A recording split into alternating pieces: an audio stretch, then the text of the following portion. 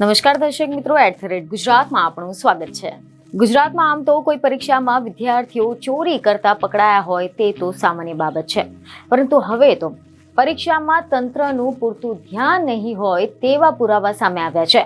જી હા, કોલેજની એક પરીક્ષા દરમિયાન રીલના કારણે ઠેર ઠેર પરીક્ષા દરમિયાનના છબરડાઓની રીતસરની જાણે કે ફિલ્મ ઉતરી ગઈ છે। સમાચાર એવા મળી રહ્યા છે કે એક એવો વિડીયો સોશિયલ મીડિયા પર વાયરલ થયો છે, જેમાં એવું જોવા મળી રહ્યું છે કે ચાલુ પરીક્ષામાં જ વિદ્યાર્થી ફોન લઈને બેઠો છે અને વળી પાછું સોશિયલ મીડિયા પર તેની રીલ પણ ઉતારીને મૂકે છે, જેને લઈને વિદ્યાર્થી નેતા યુવરાજસિંહ જાડેજાએ કાર્યવાહીની માંગ કરી છે। રાજ્યમાં શિક્ષણ વિભાગની કામગીરી સામે સવાલો ઊભા કરતા વધુ એક વિડીયો સોશિયલ મીડિયા પર વાયરલ થઈ રહ્યો છે।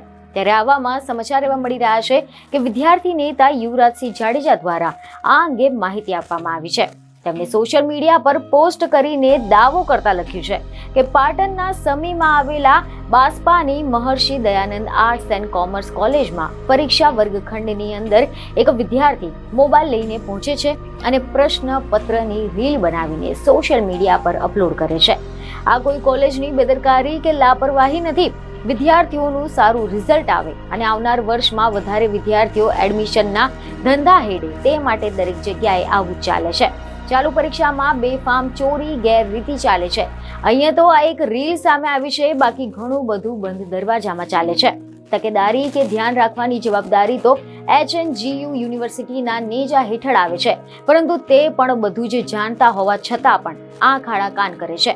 મીડિયા અનુસાર એવી માહિતી મળી રહી છે કે આની સાથે જ વિદ્યાર્થી નેતા યુવરાજસિંહે એમ પણ લખ્યું છે કે મને ખોટો પાડવાનો હોય તો કોલેજ અને પાક સાફ હોય તો સંસ્થા પોતાના તમામ પેપરના CCTV જગ જાહેર કરી શકે છે।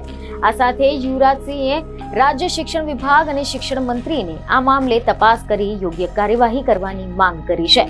જો કે લોકસત્તા કે લોકસત્તા જનસત્તા આ વાયરલ વિડીયો કે રીલની પુષ્ટિ કરતું નથી। બીજને ખબરો સાથે ફરી મળીશું। ધન્યવાદ।